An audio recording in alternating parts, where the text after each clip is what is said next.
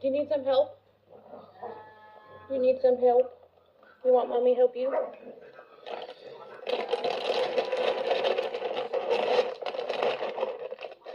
That was dumb.